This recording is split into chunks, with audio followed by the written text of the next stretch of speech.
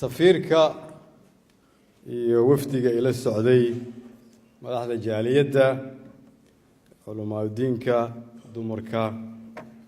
dhalinyarada Soomaaliyeed oo halkan fadhida meel walba tagtidba dhalinyaro ugu badan kulligiinba waxaan marka hore cid walba joogta idinku salaamay salaanta islaamka assalaamu calaykum waraxmatullaahi wabarakaatuh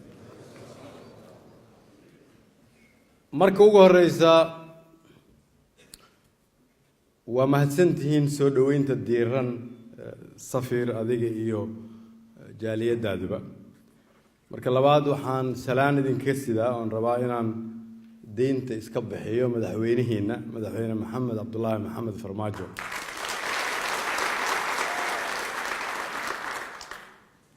marka labaad anigoo magaciina iyo kan madaxweynaha ku hadlaayaba waxaan u mahad celinayaa madaxda dalka Qatar iyo shacabkaba runtii si diiran noo soo dhaweeyay laga bilaabo amiirka ama ra'iisul wasaaraha ama wasiirada oo runtii markaad halkan timaado aad dareemaysid inay tahay tusaale cusub oo ah dawladnimadeena inay soo noqonayso waxaan rabaa inaan marka hore ku bilaabo waxaan aad ugu faraxsanahay markaad aragtid madaxda waddankan markay ka hadlaan Soomaalida waxay uga hadlaan si sharaf leh taas waxaa keentay isku duubnida iyo madaxda aad halkan haysataan oo aan ahayn safaarad ama dawlad Soomaaliyeed kaliya laakiin aan aaminsanahay inay tahay odayaashiina dhaqanka culamaadiinkiina dhalinyarada oo ka shaqeeyay in si midnimo ay ku dheehan tahay aad u ahaataan jaaliyad waxaad xambaarsantihiin sharafta ummadda Soomaaliyeed waa idinkaga mahad celinaya Allah idin barakeeyo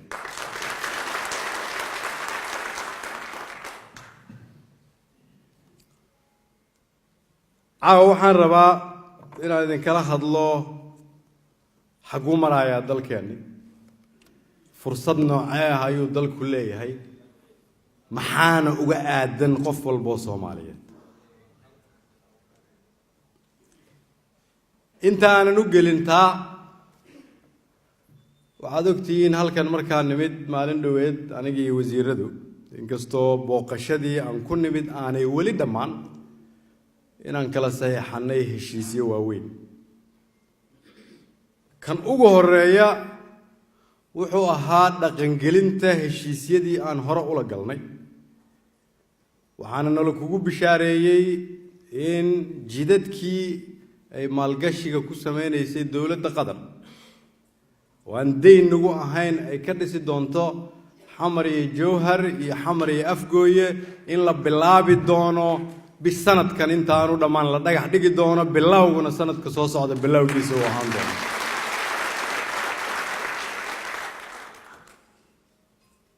waa mashaariic jideedkii ugu weynaa oo ay dalkan dibaddiisa ka fuliyaan waxaa kaloo ay nagu wargeliyeen sidoo kale in mashaariicdii dhismayaashii ama wasaaradda arrimaha dibadda ama wasaaradda qorsheynta ama xarunta xisbiga iyaguna ay bixiyeen qandaraaskii iyaduna ay bilaabi doonaan qaarna ayba bilowdeen macnaheedu waxay tahay waa ay ka soo baxeen ballantii ay nagula ballameen waana ku mahadsan yihiin anigoo magaciina ku hadlaayana waxaan rabaa maxaddaas inaad nala qaadaan markaad aragtaan madaxda iyo shacabka qadariyiinta magaalada dalka guud halkan waxaan kala saxiixanay marka heshiisyo cusub oo ay ka mid yihiin iskaashiga dhaqaalaha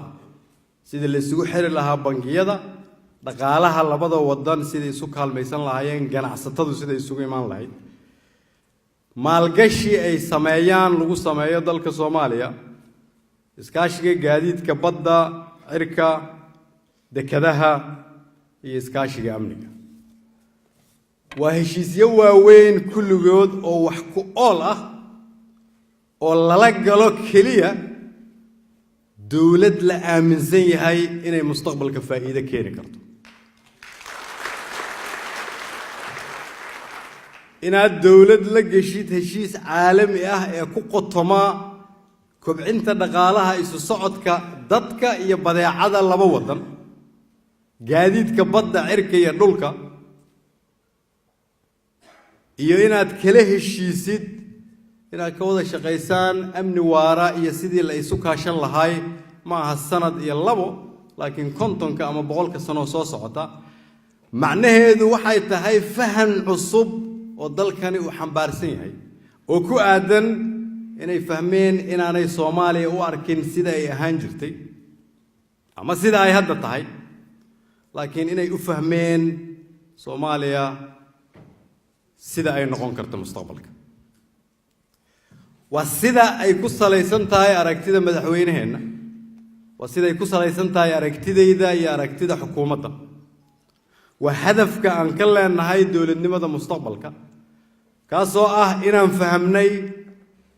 inaan leenahay badda ugu dheer Afrika teeda labaad inaan nahay dalka isku xira badda cas iyo Indian Ocean in biyaha baddeenna hoostooda ku jira oo la cabo kaliya haddii la soo saaro ay ku filan yihiin in ka badan 1,000 sano Afrika oo dhan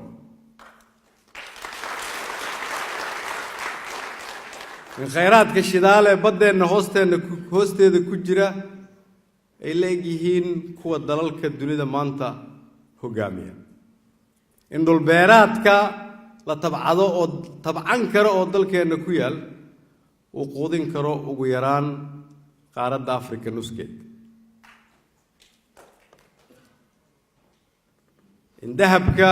dhagxaanta dalkeenna yaalla ay yihiin kii dunidu u soo ordi lahayd in keliya juquraafi ahaan dalkeennu meesha uu ku yaallo iyada lafteedu ay tahay dhaqaale socda in baddeenna keliya 700 bilyan oo dollar jid ay marta ay tahay hawadeena nasaf loogu jiro waa nimco ummadda Soomaaliyeed ay ku fadhido aanay ku fadhi karin haddii aanay wax ka bedelin dhaqankii dawladnimadeeda ku salaysnaa ku dhawaad 30 sano la soo dhaafay haddii aad aragtid marka dawlad rabta inay Soomaaliya ula dhaqanto sidii hore si ka duwan la gashay heshiis ku salaysan 100 sano u aragta dadkeeda si ka duwan dunida inteeda kale waa dawlad annaga naga aragti dheer nooga aqoon badatay waxa annagu aan haysanno sidaas daraaddeed ayaa waxaan rabaa inaan jaaliyadda reer Qatar u sheego oo ay muhiim tahay in shaqada waddankeennu aanay ku salaysnayn sanad iyo labo inaanay ku salaysnaan karin dan qabiil ama dan gaar ah inaanay ku salaysnaan karin gobol iyo aragti kooban laakiin inay ku salaysan tahay haddii aan isdaba qaban weyno haddii sida aan ku jirno si ka duwan aan u dhaqmi weyno waxaan niyadda ka jebinaynaa gabadhii halkan soo istaagtay ee waddankan ku dhalatay oo aabbaheed iyo hooyadeed ilaahay khayr ha siiye ay jacayl waddaniyad ku soo barbaariyeen iyadu weli ay taagan tahay mas'uuliyadda ay nagu leedahay ayaan ka gaabinaynaa niyaddana waxaan ka jebinaynaa sidaas daraaddeed waa inaan ballan ka qaadnaa kumanaanka iyadoo kale ah inaanay ku noolaan mustaqbal xumo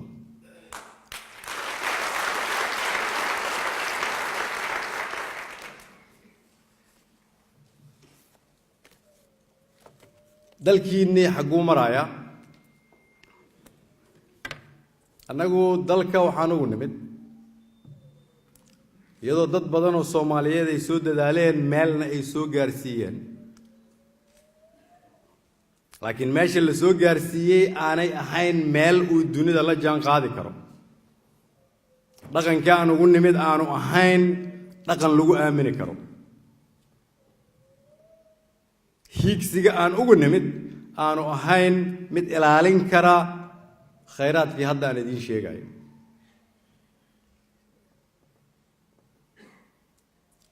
sidaas daraaddeed madaxweynaha iyo anigu markii aad noo igmateen inaan u adeegno ummadda Soomaaliyeed oo aan aqbalnay inaan noqonno shaqaalihiinna idinka idiin shaqeeya oo aan aqbalnay mas'uuliyaddeena ugu horeysa inay tahay inaan xoolihiinna dhaqaaleyno ama ilaalino ama anagu aanan qiyaamayn. waxaan sameynay wax la yiraahdo waa maxay waxa ugu horeeya oo madaxweynaha iyo ra'iisul wasaaraha ku waajiba. waxaan garanay inay tahay marka hore inta anagu aanan dalka wax u qaban inaan dalka dhibaatay. macnaheedu waxay tahay aniga madaxweynuhu inaan jeexano siyaasad ah inaan aniga isagu ka madax bannaanahay musuqmaasuqa, ka madax bannaanahay qabyaaladda iyo nin jeclaysiga, ka madax bannaanahay in shisheeyana iibsan karaan noona sheegi karaan go'aanka aan dalkeenna u gaareen, ka madax bannaanahay in milyan ama 2 ama 3 ama 100 milyan nala ku doorsiin karo jiritaanka ummadda Soomaaliyeed iyo mustaqbalka dhalinyarada soo koraysa.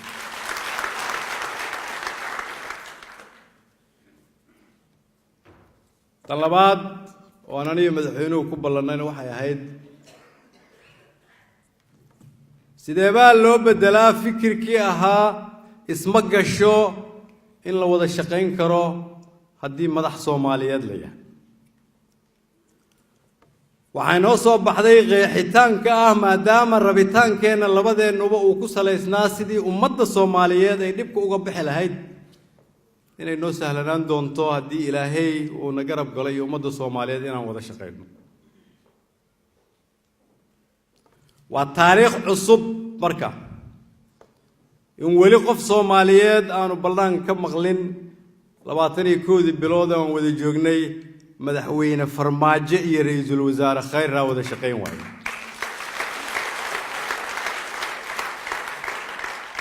intaasi waa inta ugu yar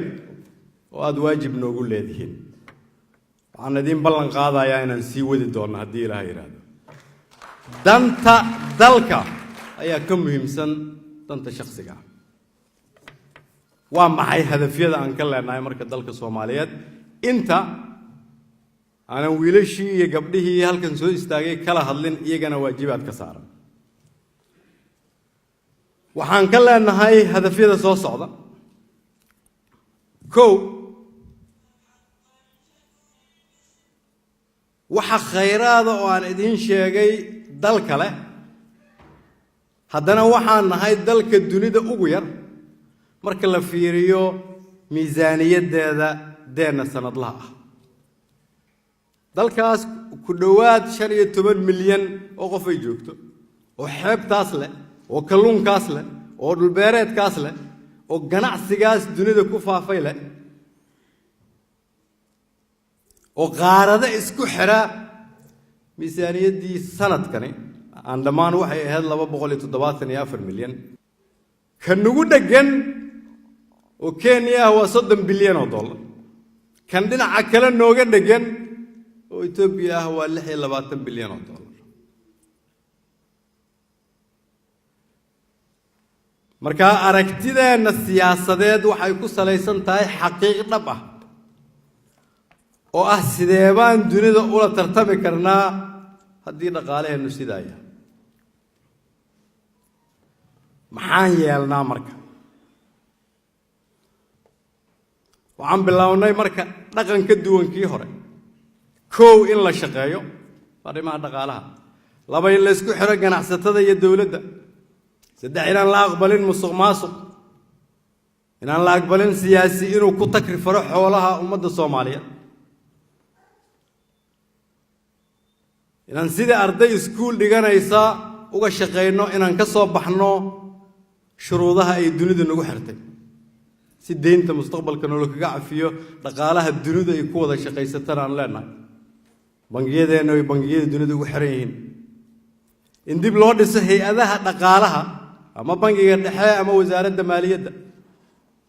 in la kobciyo hay-adihi wax soo saarka in shaqo la abuuro in qof walbo dawladda u shaqeysa mushaar la siiyo si isla xisaabtanka is-aaminku halkaas uga bilowdo 21 bilood kadib waxaan idin sheegayaa bishan December waxay tiri hay'adda lacagta adduunka waxay soo gaartay Soomaaliya inaan la saxiixano May 2019 heshiiska ugu dambeeyay oo deynta looga cafi lahaa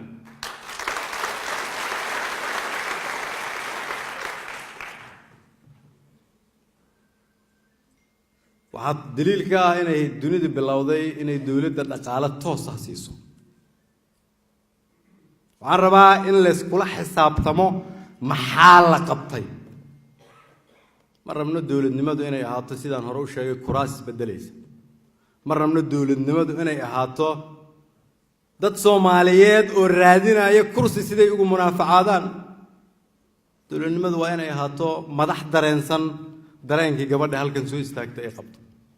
ogol in la isla xisaabtamo aan aqbalayn laaluush in la qaato aan aqbalayn in qof ajnabi uu ku yeeriyo danta Soomaaliyeed wixii aad ka dhihi lahayd markuu isagu ku sheego madaxnimadu waa qof madaxa oo aaminsan fursadda aad kula kulantay qofka ajnabiga oo dal kale madax ka ah waxay tahay inay dadka Soomaaliyeed ku igmadeen inay aad la kulantay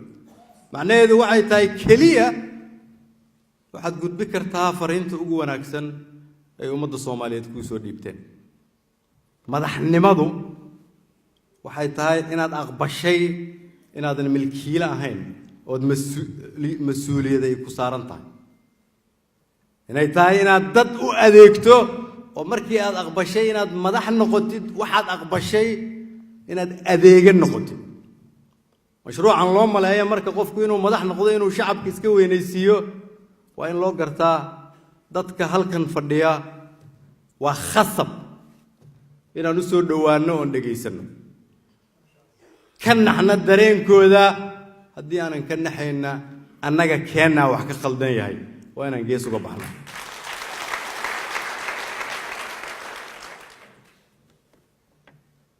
sidee marka mashaariicda waaweyn aan rabnaa aan u filina mid waa arrimihii dhaqaalaha si dhaqaalaha loo kobciyo marka waxaad u baahan tahay dunidu inay kuu timaado si dunidu kuugu timaado marka waa inaad leedahay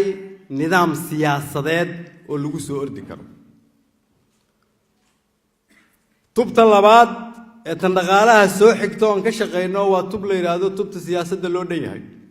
taas marka waa aragti ka turjumaysa 100 sano soo socota haddii Ilaahay yiraahdo macnaheedu waxay tahay shaqo walba oo hore u dhibanaatay in la dhameystiro aasaaskeeda in la jeexo waa maxay macnaheedu waxay tahay waa in la helaa wixii ummadda Soomaaliyeed isku hayn lahaa nidaamkii isku hayn lahaa nidaamkaasi waa maxay dastuur dhammaystiran oo dadku wada ogol yihiin siyaasad dhammaystiran oo ka turjumaysa gabadhaas halkan timid markay rabto inay mustaqbalka madax noqoto xisbiga siyaasadeed ay geli lahayd ama furan lahayd sharci doorashooyin oo ay u imaan lahayd ay qayb ka noqon lahayd nidaam doorasho oo ku salaysan in dadka Soomaaliyeed ay cidda ay dooranayaan ku doortaan aqoontooda dawlad laguma dhisi karo qabiilkeeta marka rabto inaad dunida la tartantid duniduna ay bilowday inay aqoon isu dhoofiso aqoonna kala iibsato annaguna aan taaganahay qarniga 21aad laakiin wali aan u dhaqmayno sida qarniga 19aad waxay tahay marka inaan sameeyno shuruuc dhammaystiran ama aado dastuur ama aado doorasho ama aado asxaab ama aado sharci cadaalad dalkoo dhan ku soo dabaala waxaan idin sheegayaa ugu yaraan 60 ama 70 shaqadaas oo dhan waa soo dhammaystiran waxay u baahan tahay kaliya inaan Soomaali soo hordhigno ay ka heshiiso dastuurka afartii shantii cutub ugu horeysay waa la dhameeyay afartii ku xigtana waxay maraysaa meel fiican shanta ugu dambeysana waxa u dhiman kaliya inay Soomaalidu ku heshiiyaan macnaheedu waxay tahay waa inaanan ka baqin su'aalaha waaweyn oo dadka dhalinyarada u dhameystiraya mustaqbalka inay dareemaan fursad dawladnimo arrinka saddexaad oo aan ka shaqeyno waxa la yiraahdaa adeegyada bulshada dawladdu waxay sideedaba dawlad ku tahay inay shacabka adeegsiiso inay iskuulo leedahay inay isbitaallo leedahay inay jidad dhisto inay buundooyin dhisto inay shaqo abuurto inay dadkeeda u gurma karto inay waxbarasho siin karto inay dunida albaabaheeda u furi karto dawlad marka hal iskuul aan lahayn ama hal isbitaal oo iyadu ay jeebkeeda ka bixisa aanay lahayn sida kaliya oo ku fahmi karta inay dhibaato qabto waxay tahay marka shacabka Soomaaliyeed mana aaminayaan mustaqbalka fog haddaanay ka helin dawladda adeegga ay ku leeyihiin dawladdiina waxay bilowday in iskuulada la wareegto isbitaalada la wareegto jidadka inay dhisto dawladdiina waxay bilowday mashruuc la yiraahdo isxilqaan oo daafuray madaxweynaheena oo lagu bilaabay in madxafkii maktabadii tiyaatarkii qaranka taalooyinkii ama xawataako ama dhagaxtuur ama sayid maxamed kulligood lagu bilaabay hadda ama la bilaabi doono in sanadkay barka aan 2 sano soo socota hadii ilaahay yiraahdo lagu dhameystiro xoog iyo xoolo Soomaaliyeed shaqaalaha wasaaradaha maalin walba iyo usbuuc walba wasaaradaha jadwal ay leeyihiin mid kamid ah ayaa u shaqo tagta si ay isxilqaan ugu soo dhisaan sanadka soo socda bilowgiisa waxaad u imaan doontaan haddii ilaahay yiraahdo dhismayaal bil dhamaaday oo tiyaatarku ugu horeeyo oo maktabadu ay ku xigto oo madxafka qaranku ku xigo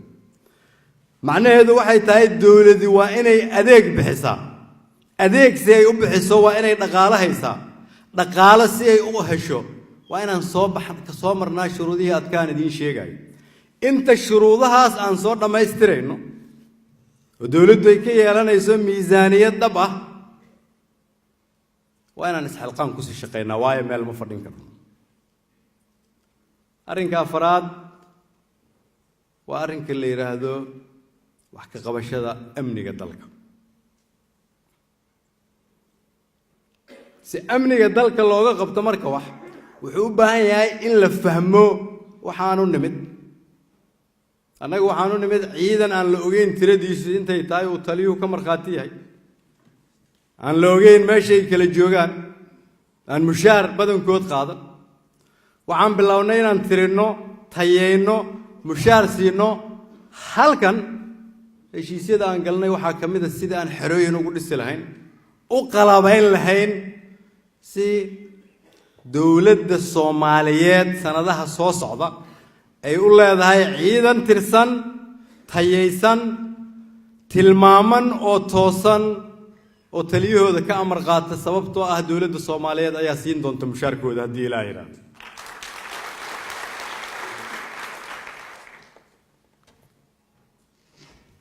intaas waxaa noo dheer wax la yiraahdo siyaasad arrimo dibadeed oo qoto dheer waxyaabaha ugu badan oo aan la kulannay waxay tahay ma aha sida aan u naalno iyo sida dalkeena aan u duminay laakiin waxa ugu badan oo aan la kulannay oo aan weli ku dagaalamayno in la bedelo waxay tahay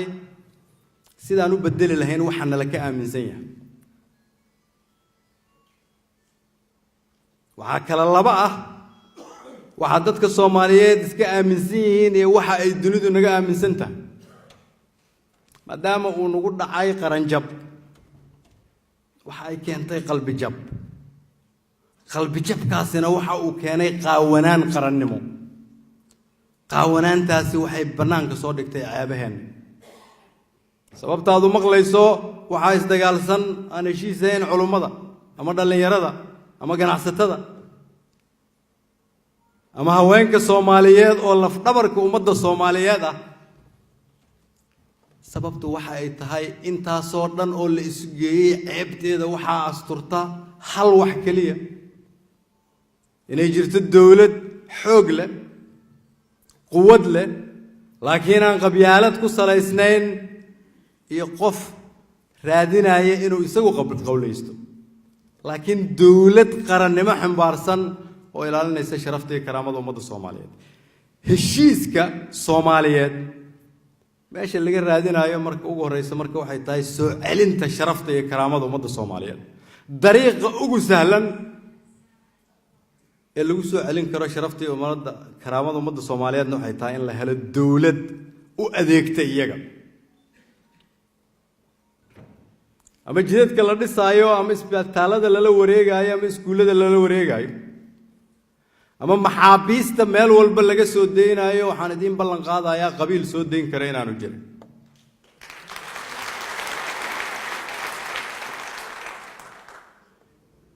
waxaan idin sheegayaa halkan inaadan sharaf ku yeelanaynina haddaanay jirin dawlad sharaf leh oo dalkiina joogta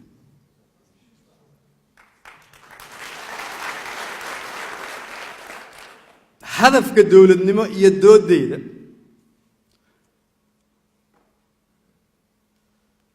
marar badan Soomaali waan u soo bandhigay inta aan idin sheegay ma ahan inaan anigu idin sheegay kaliya wasaarado walba iyo hay'ad walba oo xukuumadda ka tirsan usbuuc walba shir bay leedahay ka horeeya golaha wasiirada mid walba hadaf bay leedahay ku salaysan wixii aan idin sheegay shir walbana aniga fadhiya afartaas heykalo waaweyn wasiirada iyo wasaaradaha iyo ra'iisul wasaaraha xafiiskiisa xafiiska madaxweynaha hay'adaha kale oo madaxa bannaan kulligood waa fadhiyaan isku walba macnaheedu waxay tahay wasaarad walba waxa la garanayaa waxa lagu la xisaabtamayo hadda inta laga gaarayo waqtiga 2020 oo ah meesha ay ahayd 4 sano madaxweyne farmaajo loo igmaday waxa intaas dheer marka shaqadaasi waxay leedahay qaab loo daba galo oo xafiiska ra'iisul wasaaraha yaala oo madaxweynuhuna uu og yahay waan ognahay wasaarad waliba meesha ay joogto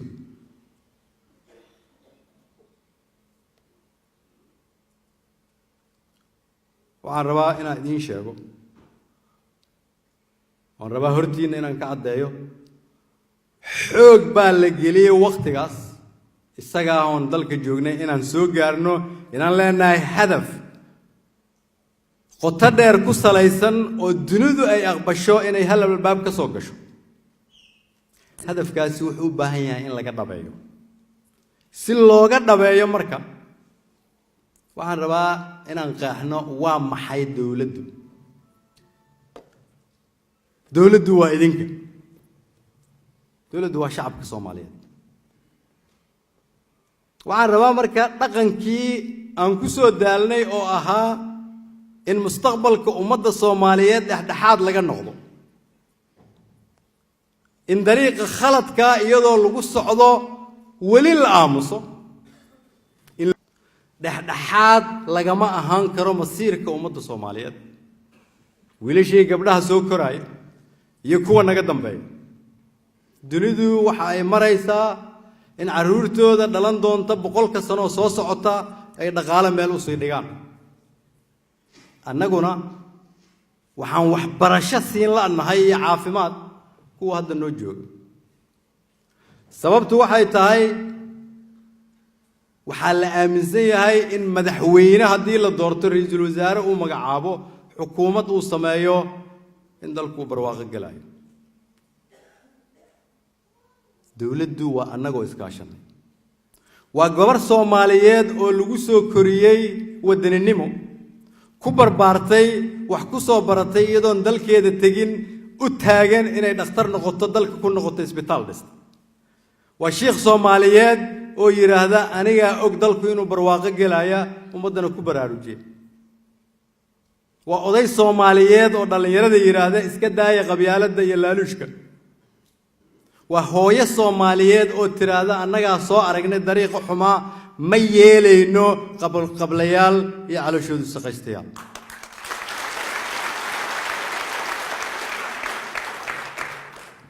dawladnimadu waa Soomaali tiraahda Soomaalinimadan rabnaa